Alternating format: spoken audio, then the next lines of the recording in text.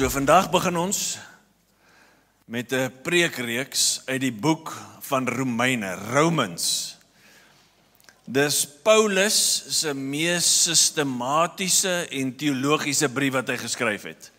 Dis sy manifesto, as jy weet wat dit is, sy verklaring van die evangelie. Dis sy manifesto van the nature of the Christian life. Dis hierdie boek waaruit ons gaan preek. Dit word genoem deur baie die koning van sy briewe.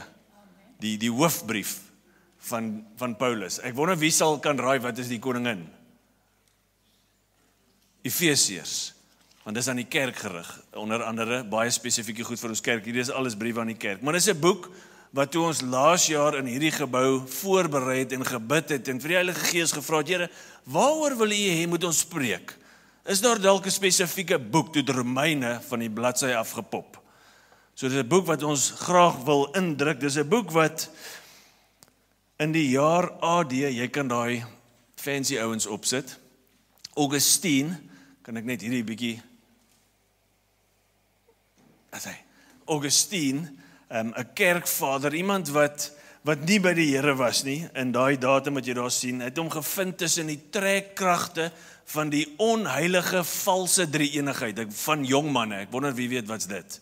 Die onheilige valse drie-eenigheid van die jong manne. Dit klink so: loud parties, beautiful women and stiff drinks.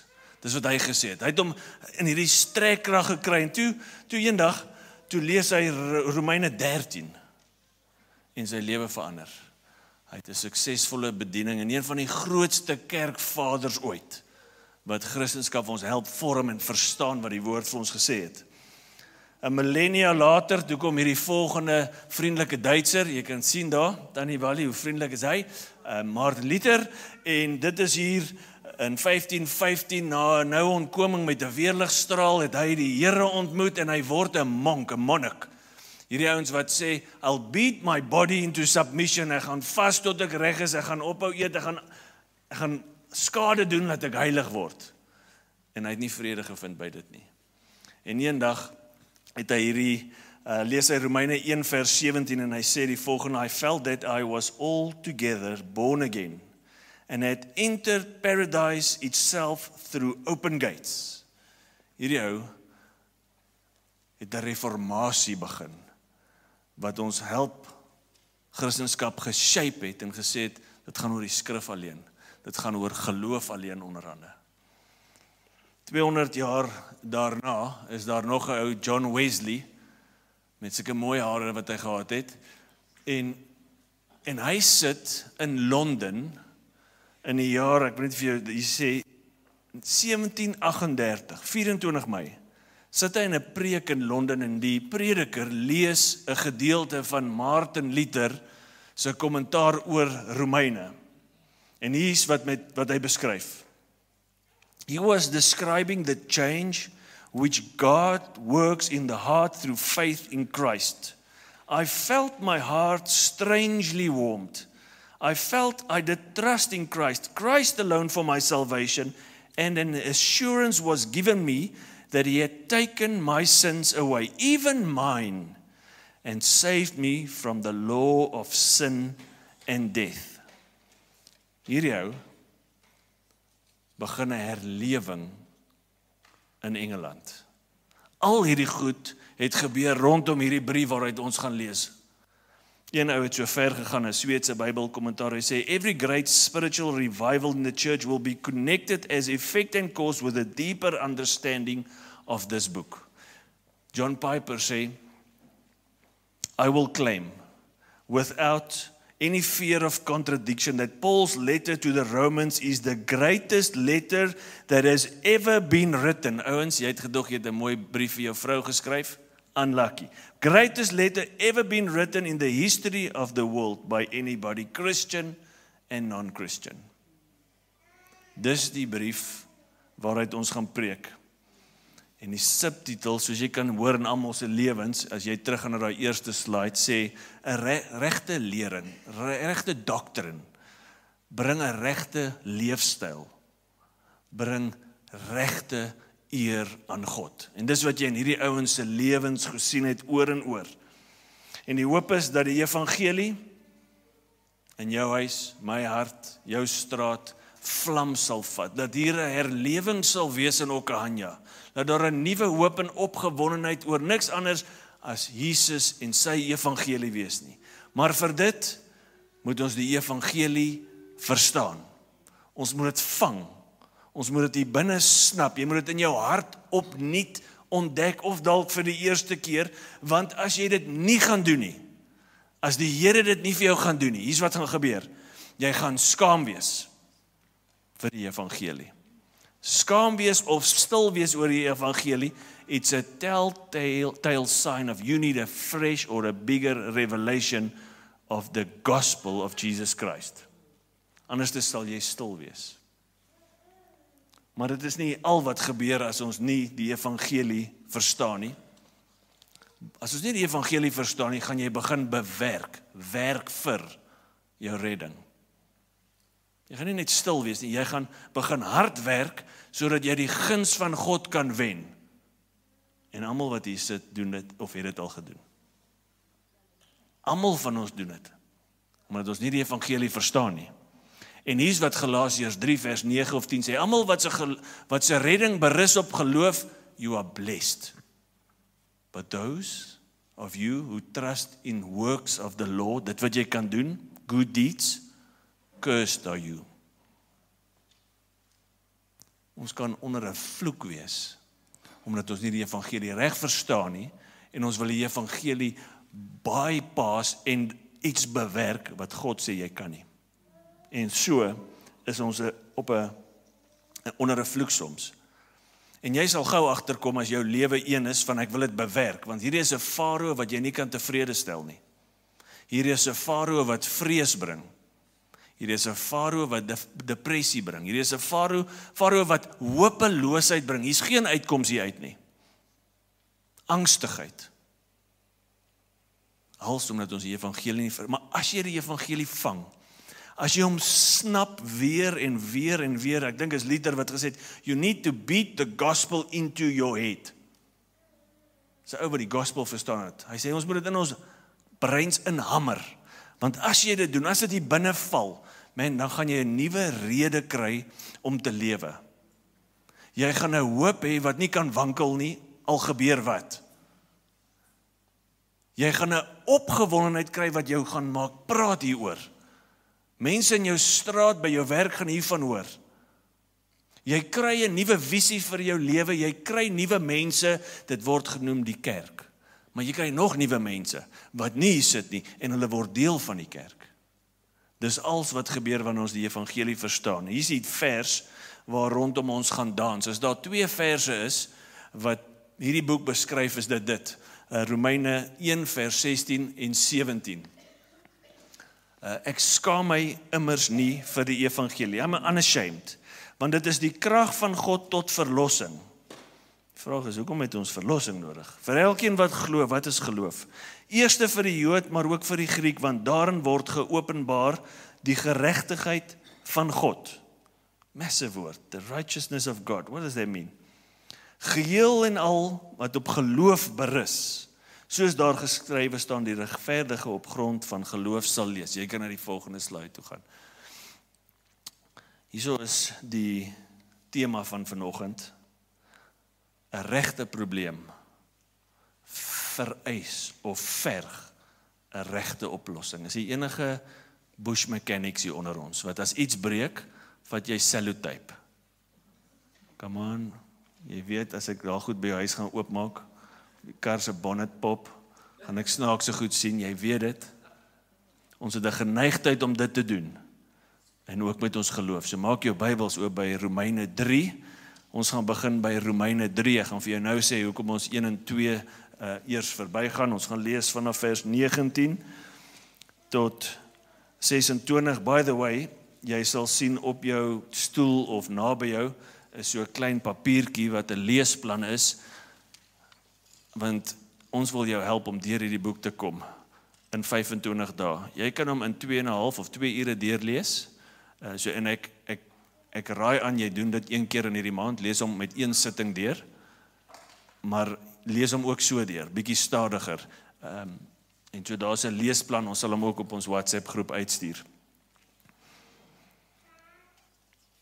Jy kan jou Bybel daar oopmaak, dan gaan ek by vers 19 begin, en voor ek vir jou net die vers lees, wil ek vir jou sê, die eerste punt is natuurlik, almal het regtig 'n probleem. Sê gou vir die persoon langs jou, jy het 'n probleem. Nikkie, moenie so frons nie. Jy het 'n regte probleem. Hier is die skrif, vers 19, verse 19, Romans 3:19. Ons weet dat alles wat die wet sê, gerig is aan diegene wat onder die wet staan. Dit praat van die Jode. Nou hier raak dit interessant. Sodat elke mond die sweye opgelê kan word. Die sweye opgelê beteken, dit kan gestop word. Jou verskonings gaan nie tel nie. En die hele wêreld, hulle voor God moet verantwoord. Everybody will be accountable.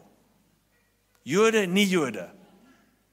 Daarom sal geen mens, kyk vir die persoon langs jou sê, geen mens, maar jy moet die G 'n bietjie gee, geen mens, op grond van die uitvoering van die wet voor hom, dis God, regverdig, weer daai van die woord, word nie, want juist deur die wet ken ons die sonde. Hierdie vers 19:20 is 'n hoogtepunt van die hele argument van vers 1, hoofstuk 1:1 tot waar ons nou lees. Dis die hoogtepunt, dis hoekom ek so intoe gaan vanoggend. Hy som als op en hy sê, almal van ons het 'n regte probleem. Wel, wat van die Jode wat nie die wet gehad het nie, wel, hulle die wet van die gewete. Iets sê vir jou, dit is nie goed om mense dood te maak nie. Die wet van die gewete kla jou aan, so niemand sal skuldig staan nie. En hy sê, wel, as niemand skuldig staan nie, is almal skuldig. Almal is geskei van God. Almal is skuldig voor 'n heilige, regverdige God. Almal is nie naby hom nie. Niemand hou van hom nie. Jy rebelleer teen hom. Jy haat hom. Dis wat hy sê. Almal het hierdie probleem. En dit gaan verder en sê, jy kan niks omtrent dit doen nie. No bush mechanics. Het gaan nie werk nie.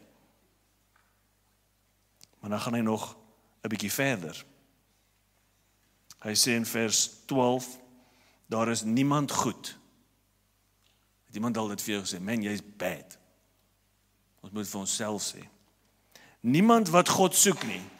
Nee, sy hart is goed, hy soek die Here. Wat? Daar is niemand wat hom soek in hierdie kondisie nie. Niemand begryp God nie. Nee, ek wil net leer. Jy begryp hom nie. Sonder hom begryp jy hom nie. En dan hierdie is die hoogtepunt vir my vers 13.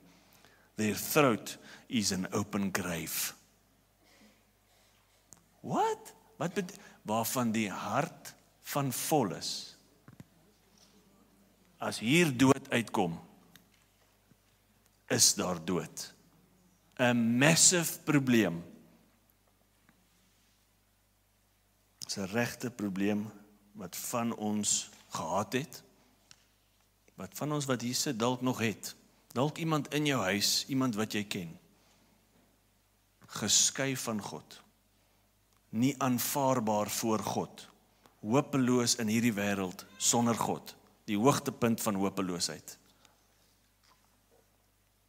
En ons kort 'n robust, ek hoop is die regte woord, verstaan van die regte probleem. Want hier's hoekom. Die wêreld wil nie oor praat nie.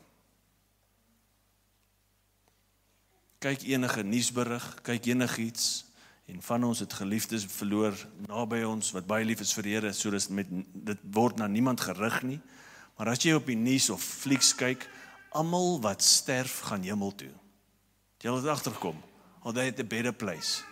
Wel, hulle het 'n regte probleem gehad. En as hulle nie die regte oplossing vir die regte probleem gehad nie, is hulle regtig nie op 'n beter plek nie. Ons dans so om hierdie ding. Ons wil nie daarin indruk nie, maar dit is ongemaklik. Ons sal sê, maar dis 'n goeie mens. Wel, in wie se oë? In die kultuur of God, gift of the givers, great werk, wow. Wel, daar's 'n issue met dit. Jesus is nie daarin nie. En dan stink daai werke. Dis useless vir hom.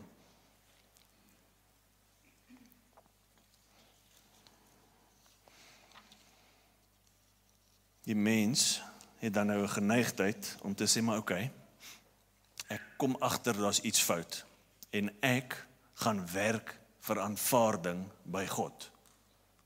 Ek gaan kerk toe gaan. Ek gaan tiendes gee, ek gaan 'n connect groep lei, ek gaan by 3 plekke serve by die kerk, ek gaan die armes help. Here, sien my. Kyk na jou kinders. Kyk na jou kinders. Ons speel saam met dit, want ons dink is oulik. Maar het papa my rokkie gesien wat ek aangetrek het? Het papa gesien my kamer is so mooi? Het papa gesien? Papa, was dit 'n goeie 3 gewees? Mamma daai doel gesien. Ons speel saam, want ons wil hê hulle moet veilig voel en hulle moet weet van ons liefde, maar dis 'n massive issue vir ons, want ons kan dit nie met God doen nie. Ons kan ons nie self gehoorsaam in die hemel in nie. Ons kan ons nie self werk in die hemel nie. Ons kan ons nie self bush mechanics in die hemel in nie. Ons het eendag gery met so 'n groot kampwa wat my pa self gebou het. Probleem 1. En ons is met 'n ferry oor die Zambezi in Zambië in. En soos ons deur die slote gaan, hoor ons net zzz, zzz, zzz. Kyk, niks, als lyk reg. Ry weer zzz, zzz, zzz. Klim uit, loop. Toe ek om daai wa loop, toe sien ek sy as het uitgeskeer uit die onderstel en die hele as staan soontoe. Die kant skuur hy, daai kant toe staan die wiel so ver uit. Bush mechanics. Hier kom ons. In die middel van Zambië. Gaan soek die naaste swyser en hy bush mechanics om laat ons 'n bietjie verder weer kan gaan. Dit was nie die oplossing vir die probleem nie. Daai wa was te swaar. Daar moet las afgehaal geword het. Hy was te swaar. Die onderstel was te lig. Daar was nie 'n fondasie wat die probleem kon regstel nie. So die hele onderstel moes oorgebou. En so is dit ook met ons werke. Daar moet iets in ons lewens afval en daar moet 'n onderstel, moet 'n fondasie wees wat sterk genoeg is. Ons kan nie in die hemel in bush mechanics nie. Daar's geen manier nie. You're under a curse as jy dink jy kan dit doen. Een van die grootste issue, 3 issues met hierdie idee van ons kan God se aanvaarding wen is die volgende. Hierdie dade is gewortel in hoogmoed, want ek kan myself aanvaarbaar maak voor God. Spreuke 16 vers 18 sê, voor ineenstorting is daar trots. Wow, daar is net genoeg om te lees. En voor die val is daar 'n hooghartige gees. Die tweede issue met hierdie werke, dit is nie vir sy glorie nie. Romeine 1:21 sê, want alhoewel hulle God ken, het hulle hom nie as God geëer of gedank nie. Dis 'n probleem. Nommer 3, hierdie werke is nie in geloof nie. Dit berus nie op geloof nie. For whatever what does not proceed from faith is sin. So wat is die oplossing vir almal se regte probleem, as ons dit nie kan regmaak nie? Die oplossing sit nie in ons nie. Wat maak mens aanvaarbaar voor God? Vers 21, lees saam met my. En die punt is, die regte enigste oplossing is die evangelie, vers 21. Maar nou word die geregtigheid van God, daar's daai woord weer wat ons nog nie gedefinieer het nie. Die geregtigheid, en dit wil voorkom of dit van God afkom. Wat beteken dit?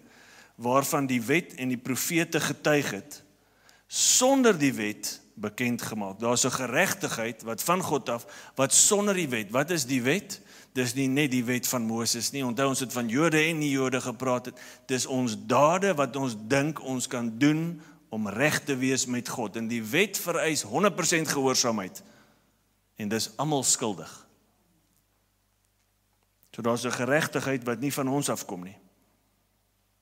En hy sê, maar nou, so dis in teenstelling met hierdie ding van die werke. Die evangelie was al in die profete getuig. Hulle het gesê, wel, hier kom 'n ou uit Dawid se bloedlyn, wat regtig sondes kan vergewe. Wat regtig 'n weg kan, hy gaan die Messias wees. Dit berus nie op werke nie. En dan vers 22, soos ons nog geregtigheid probeer verduidelik. Hierdie geregtigheid gee God. Wel, okay, so dis van God. God gee dit. Hoe hy dit gee is deur geloof. Okay, interessant. In Christus, dit beteken van daar's 'n substance in jou geloof, dis nie wishful thinking nie. Aan wie gee dit? Aan almal wat glo. Ons sal afsluit om geloof te definieer. Maar hierdie woord, geregtigheid, net voor ons om definieer, is baie belangrik. As jy hierdie mis jy die evangelie. Is van God en God gee dit. Waar is ons gehoorsaamheidswerke in hierdie afdeling van die evangelie? Waar is dit? Dis nie daar nie. God gee vir jou, wat ook al hierdie geregtigheid beteken, ek gaan vir jou nou sê, hy gee dit vir jou en is van God, dis nie joune nie. Ons kan dit nie bewerk nie. En dis hier waar soveel mense struikel oor die evangelie, want ek dink as ek 'n bietjie meer tiendes gee, en dis 'n gehoorsaamheidsstap, doen dit, as ek dink is bietjie meer connect groep lei, doen dit, dan sal ek alright wees met God. Maar nee, hierdie geregtigheid wat nou bekend gemaak is, na Jesus gekruisig is van God, en God gee dit. Ek en jy is nie in die prentjie daar nie. Nou wat beteken hierdie woord geregtigheid? Ek het probeer om die maklikste definisie, en die Engels is righteousness. Dit is vir my amper makliker in Engels, want geregtigheid en regverdigheid en al hierdie goed is so naby mekaar, is the condition of acceptable to God. Dis regverdigheid. Dis wat dit beteken.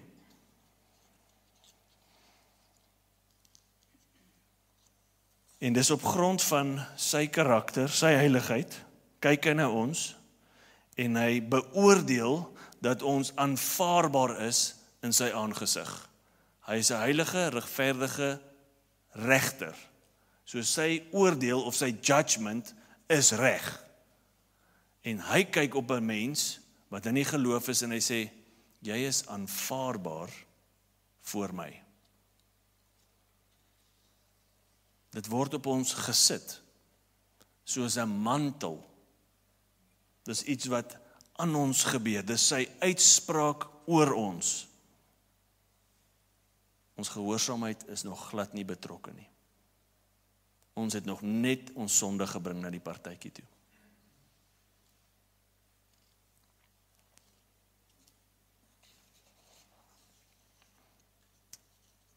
En ek dink aan dit, dan dink ek, okay, maar wag 'n bietjie.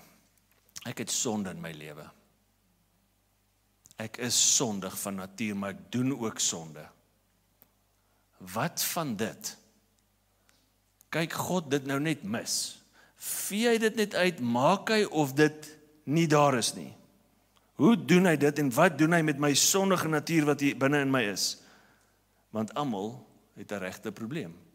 En ek dink 'n regte probleem moet ons regtig beter verstaan die probleem, en in die hartjie van die probleem is sonde, en definieer gou vir die persoon langs jou sonde. Nie aan die persoon tik nie, net voel hy, dit is die definisie, Rosie. Definieer sonde, define sin, because that's the issue. Miskien sê jy, wel, dis om die merk te mis, en dis deels dit. Maar dit praat van, okay, ek het iets gedoen, en dit was nie goed in sy oë nie, so ek het gesondig. En dan vergeet ons, want nou was dit denk, ek het nog niks gedoen nie, ek het net 'n denk gehad, en dit was sondig. En dan vergeet ons van die natuur, wie ek is, my essence is sondig. En so ek vind hierdie die beste definisie van sonde, van Wayne Grudem, jy kan aangaan. dit is die volgende vers, want almal het gesondig, ons probeer dit definieer, nog enetjie aan. Sin is any failure to conform to the moral law of God in act, attitude or nature. Nou is dit ewe skielik nie net iets wat ek doen nie, reg? Dis iets wat ek is en iets wat ek dalk gedink het. En ons het 'n robust ook definisie hiervan nodig. En daarom ontbreek die eer van God aan ons. Dit beteken sy approval is nie op ons nie. Vers 24 is Sonja, en tog word hulle, en die vraag is nou hoe maak hy my aanvaarbaar in sy oë as jy oor jou dooie siel weet daar sonde in jou lewe? En tog word hulle goedgunstig op grond van sy genade vrygespreek deur die bevryding in Christus Jesus. Sommige mense sal sê dit is die mooiste vers in die Bybel. Kom ek probeer jou help verstaan. Goedgunstig praat van genade, 'n geskenk. Jy verdien dit nie, jy het nie gewerk daar, dis op grond van wie hy is. Goedgunstig. Kom hy en hy doen iets. Hy het ons regverdig gemaak, hy red ons. So, hier's wat jy moet hoor. Jou redding berus nie op wat jy doen of wie jy is nie, maar op wat hy gedoen het en wie hy is. Ons kan niks omtrent doen nie. Hy kom goedgunstig en hy gee sy seun. Hy kom goedgunstig en hy doen iets hierso op grond van sy genade en ons noem dit vryspraak. Die Engels is justification. Dis nou weer 'n ander fancy woord, wat beteken dit? En vir my, in die hartjie van die evangelie, hoe maak hy ons aanvaarbaar voor God, is hierdie woord. Vryspraak. Justification. En is 'n woord wat ons diep moet verstaan, want anders te gaan ons onsself wil justify voor God gedurig. Al is jy gered, al is jy dit gemaak, gaan jy dit aanhou probeer doen. Here, sien my, soos Donkie en Shrek, het julle dit al gekyk? Wie wil saam gaan, pick me?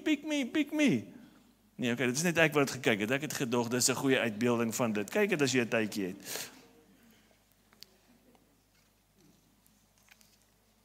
So, hoe gebeur dit? Ek wil dit vir jou probeer wys.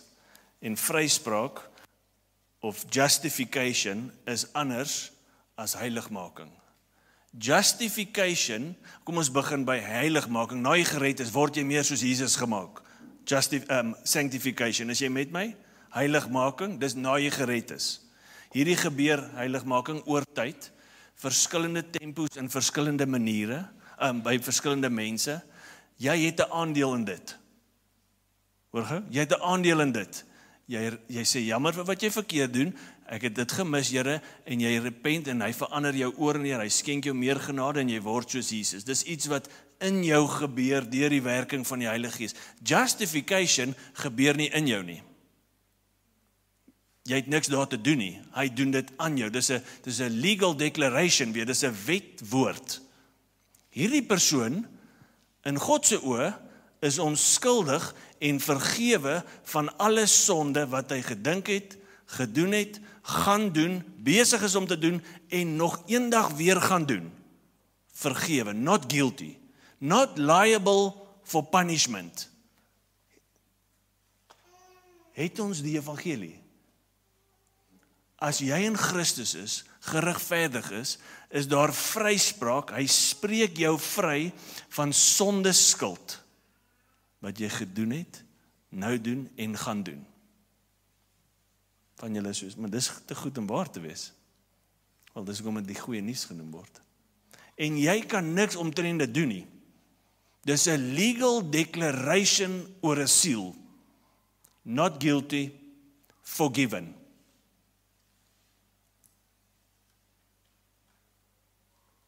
En hierdie prentjie beeld dit goed uit. Jy kan een aangaan. Kom ons lees hierdie vers en Paulus praat daarvan. So noem ek Dawid ook die mens geseënd vir wie God regverdiging, dis waarvoor ons gepraat, toereken sonder werke, jy kan niks bring nie. Gelukkig is hulle wie se wettelose dade vergewe. Het enigiemand hier wettelose dade in sy lewe? Okay, daar's twee van ons, daar's die een wat wetteloos is, wat nie vergewe is nie, en die een wat wetteloos wat vergewe is. Daar's twee tipe mense. En wie se sondes bedek is, gelukkig is die mens vir wie die Here die sonde hoegenaamd, verlede, hede, toekoms, hoegenaamd, nie toereken nie. Amazing gospel. Hier is die prentjie. Daai justification waaroor ons praat vryspraak, het twee afdelings. Die een sien daai minustekentjies as sonde wat God vergewe het in jou lewe. En ek het moeg geraak, maar obviously is daar nog meer minustekentjies in ons almal se lewens. Ek kon net nie nog aanhou copy paste nie, maar daar is baie van hulle, reg? En so sien dit as sonde wat God vergewe, en God kyk na die wat gered is, en hy sê, ja, vergewe, not guilty, ek sal jou nie punish nie oor dit. En ewe skielik word van ons teologie gechallenge. Justification, the declaration of not guilty, is 'n belofte dat jy in Christus nooit sal gestraf word vir sonde wat jy gedoen het, doen en gaan doen nie. Dis nie te sê, hy gaan jou nie dissiplineer nie. Dis nie te sê, daar is nie gevolge nie. Maar hy gaan jou nooit veroordeel daarvoor nie. Begin jy iets smaak van die ongelooflikheid van die gospel? Dis soveel beter as wat ons dink. Maar hier is die probleem. As hy net ons sondes vergewe, en hy is 'n heilige, regverdige God, it puts me in a neutral space with God. Okay, ek is vergewe, great. Ek is nog nie aanvaarbaar voor hom nie, ek is net vergewe. Dis al. Dit wat ek gedoen het, gaan doen, en wie ek is, dis vergewe. En daarom moet daar 'n tweede deel van vryspraak bykom, wat so lyk. Sy regverdigheid. Remember that righteousness that is of God, that he gives, daai een waaroor ons gepraat het. Dit is 'n perfekte gehoorsaamheid. Omdat hy heilig is, kan daar geen sonde voor hom staan nie. Daar moet 'n lewe lank gelewe wees, sondeloos, om daai te kry. En almal is in die moeilikheid. Maar, daar was iemand, sy naam is Jesus, en hy het so gelewe, sonder een sonde. En daarom was hy approved before God, 'n heilige God. En Jesus, en God die Vader kom en hy sê, okay, as hy aan Tommy dink, en hy dink aan Jesus se gehoorsaamheid, dan dink hy aan daai gehoorsaamheid van Jesus, asof dit aan Tommy behoort. What? En so kan ek regverdig wees voor hom, want ek is nie net vergewe nie, maar ek het gehoorsaamheid wat Christus vir my geleef het. As God na my kyk, sê hy, dis asof jy so geleef het. Ek reken dit aan jou toe. En jy is nog steeds nie hier betrokke by die gospel nie. Jy het nog niks gedoen nie. Sy justification op jou is bloot sy reaksie op jou geloof in hom. Het jy dit? Jy het nog niks gedoen nie. Hierdie goed gebeur nie in jou nie, dit gebeur aan jou. God declare dit oor jou lewe. Men, dis goeie nuus vir elke sondaar soos ek wat weet, men, daar is nie 'n manier dat ek my in die hemel kan inbush mechanic nie. Want ek raak nog kwaad. En soos jy het ek ook 'n verlede. Dis goeie nuus, want dit hang nie van ons af nie. En hy sê 3 maal is jy vergewe. Verlede, hede, toekoms. Maar wag 'n bietjie. Ons gaan afsluit met die idee. God is regverdig. Wat het hy met daai minusse gedoen? As ons sê, wel, hy het my vergewe, maak hy net asof dit nie daar is nie. Ek vat jou sonde weg, tot deur aan die kant, ek sal nooit daar weer kyk, ek vergeet. Ek is 'n God wat vergeet. Wel, hy is regverdig. En die idee is dit, dat om righteousness te kry, en steeds God sy regverdigheid moet hou, moet daar 'n straf wees vir daai sonde. Anders is hy 'n onregverdige God. Hy kan nie dit wees nie, daar moet 'n straf wees, en ek lees vir jou die volgende vers, as ek hom net kry, vers 25, Sonja. God het hom, deur sy bloed, daar gestel, as versoeningsoffer. Wat is dit? God het hom, dis Jesus, daar gestel, as versoeningsoffer, wat deur geloof verkry word. Die versoeningsoffer, hierdie woord kom 2 keer in die Nuwe Testament voor. Die ander een is by Hebreërs 9 vers 5. It speaks of the mercy seat of the covenant ark in the holies of the holies. Daai een waar die 2 engele is, waaroor die hoëpriester 1 keer 'n jaar bloed sou gaan sprinkel het. Is jy met my? Jesus se bloed wat in daai vers staan, word daai versoeningsoffer wat vir eens en vir altyd, ons hoef nooit weer daai offer te doen nie, vir alle sonde, dis sy bloed, dit wys na Ou Testamentiese beeld, sodat ons kan verstaan wat beteken 'n versoeningsoffer, 'n sin offering, 'n guilt offering, atonement offering. Jesus se bloed doen dit 1 keer vir almal wat glo. En al jou sonde 3 maal vergewe vir altyd. Hy kyk na jou en hy sê, ek dink aan God, Jesus se gehoorsaamheid, en is asof dit aan jou behoort. Jy is aanvaarbaar vir my. Die versoeningsoffer is gedoen. 2 Korintiërs 5 vers 21 beeld dit vir my goed uit. Hy wat nie sonde geken het nie. Jesus wat nie sonde geken het nie. Hom het God ter wille van ons tot sonde gemaak, sodat ons in hom voor God regverdig kon word. Wat doen God met al die minusse van ons lewens? Al die vergifnis van, wat het hy met dit gedoen? Onthou jy, hy vat Jesus se gehoorsaamheid en hy sê, ek dink aan Jesus se gehoorsaamheid asof dit aan jou behoort, Nikkie. Maar dan vat hy jou sonde en hy gou soos, Nikkie, ek dink aan jou sonde en is asof dit aan Jesus behoort. En daarom giet ek my woede op Jesus uit. Daarom versadig ek my woede en daarom sal jy nie my woede ervaar ooit weer oor enige van jou sondes nie. Want ek het dit op Jesus uitgegooi.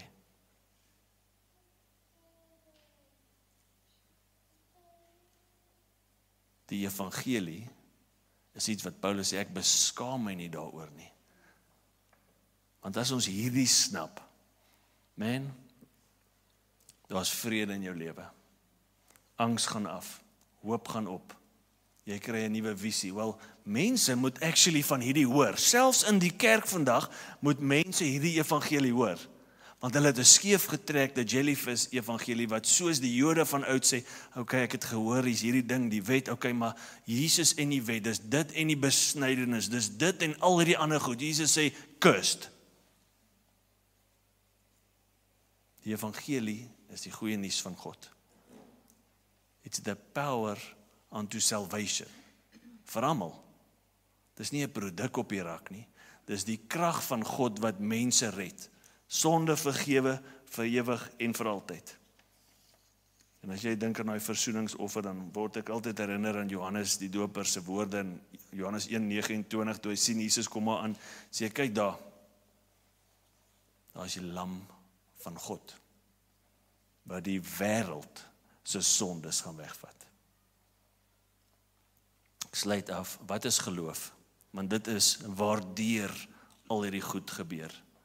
Miskien kan ek vir jou, voor ek dit sê, net daai slide wys van Calvin en ek sê nie vir jou ek's 'n Calvinist of iets as ek vir jou dit wys nie, ek dink dis 'n great saying. There is perhaps no passage, hy praat van vers 24, in whole scripture which illustrates in a more striking manner the efficacy, moeilike Afrikaanse woord vir my, of his righteousness, for it shows that God's mercy is the efficient cause, die doener, die ding wat dit aan die gang sit, is sy goedentierendheid. Dis nie ons nie, dis wat dit sê, that Christ with his blood is the meritorious cause, die merite, die rede, die gronde, dis sy bloed, that the formal or instrumental cause is faith. Hoe kom ons daarin? Deur die geloof.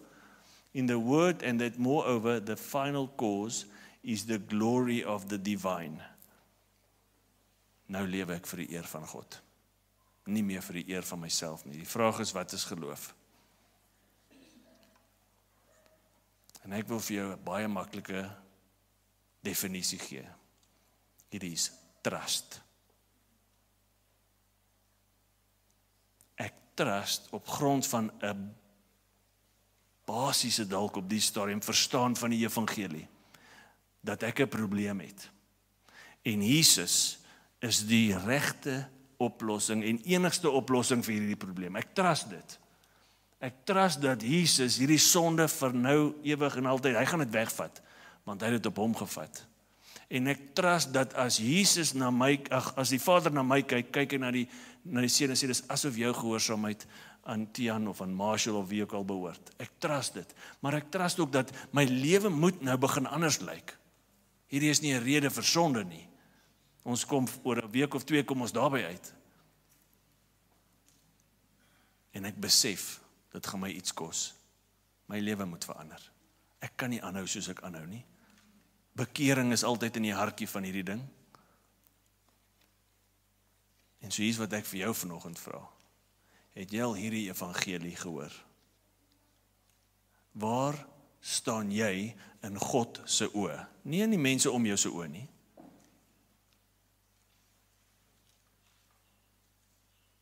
Want ek weet, soos ek weet, dat mense wat na hierdie opname luister en mense wat in hierdie gebou sit, het die goeie nuus nodig, dalk vir die eerste keer.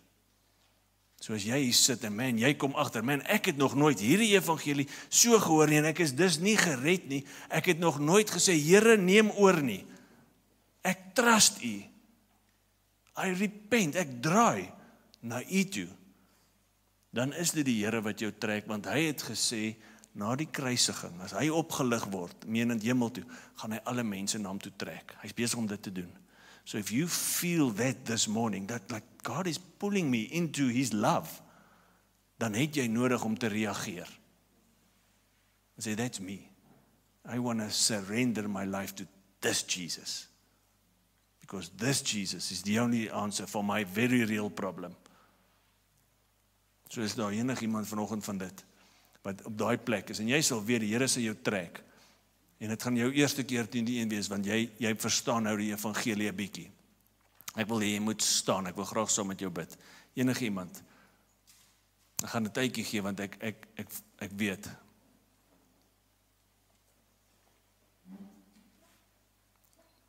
Anybody want to respond to this gospel this morning?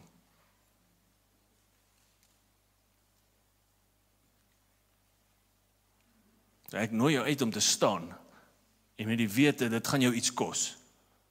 Dit is 'n public declaration, dit is nie iets wat net in jou stoel gebeur nie. Hierdie is iets wat Jesus aan jou doen, maar dit verg reaksie. So ek wil jou nie ongemaklik maak nie, maar ek wil jou ook nie gemaklik maak nie. Is daar enigiemand? Jonk, oud? Dis goed. Die laaste een wat ek vra is, jy sit hierso, en jy kom agter, man, I am saved, but I'm still working for my salvation. Oh man, my tiendes, Jesus sien my, Lord, look at me. My werk aan die armes, my connect groep lei, my whatever. Ons is daai donkie in Shrek wat sê, pick me, pick me. Maar hy het jou klaar gepiek. En jy is besig om vir 'n farao te werk wat jou depressief gaan maak en jou in die grond in wil dryf. Is daar enige iemand soos dit? Ek wil graag saam met jou bid. Die Here sê dit vir jou, ek sit my hand op, want ek weet ek het sulke areas in my lewe. Nog iemand? Ja, dankie. Okay, so Here, dankie dat U evangelie die antwoord is vir ons regte probleem. Here, vanoggend kom ons bloot en ons besef hoe useless ons bush mechanic werke is wat ons probeer doen, Here. Dis nie die oplossing nie, U is die oplossing. So Here, ek bid 'n newfound peace in your gospel, Here, oor ons mense in my hart. Here, maar ook 'n newfound unashamedness om hierdie te gaan vertel vir die verlore wêreld daar buite. Dankie dat U ons red en U alleen ons red in die naam van Jesus. En almal sê amen.